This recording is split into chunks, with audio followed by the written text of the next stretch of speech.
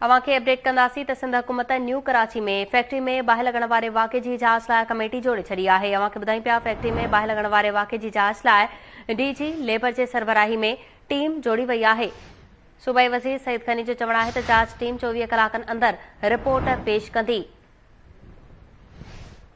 4 fire fighters जो सड़ी फौत थियण वॾो सान्यो आहे।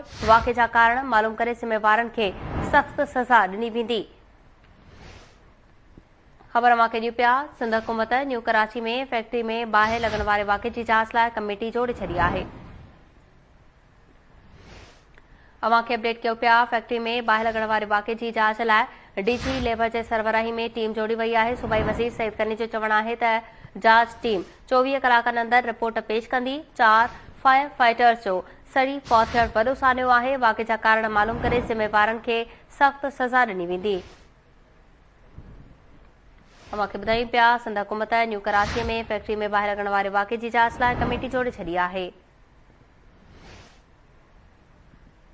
अवां खे ॿुधायूं पिया फैक्ट्री में बाहि लॻण वारे वाक़े जी जांच लाइ डीजी लेबर जी सरबराही में टीम जोड़ी वई आहे।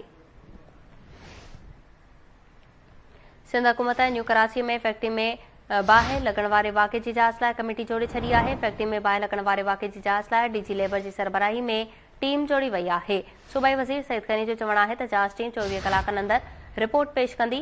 4 फायर फाइटर्स जो सड़ी फौत थियण वॾो सान्यो आहे।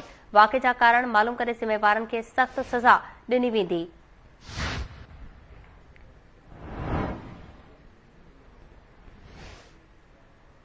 अपडेट्स मालूम कंदासीं। लाइन ते मौजूद आहे KT news chief reporter Waheed Rajpar. जी वहीद, अपडेट कजो। जी संजय मेहनत ऐं अफ़रादी क़ुवत वारे सूबाई वज़ीर सईद गनी न्यू कराची फैक्ट्री थाने में जेके 4 फायरमैन फौत थिया आहिनि उन्हनि जे उन ते शदीद दुख जो इज़हार कयो आहे, गम जो इज़हार कयो आहे। सूबाई वज़ीर तरफ़ां हिन थाने जी फौरी तौर ते तहक़ीक़ात जेके जांच जे लाइ फैक्ट्री मेहनत ऐं अफ़रादी क़ुवत खे हिदायतूं जारी कयूं आहिनि। सईद गनी जो चवणु आहे त हिन हादसे जेको जांच जे लाइ डायरेक्टर जनरल मेहनत ऐं अफ़रादी क़ुवत जी सरबराही में टीम जोड़ी वञे।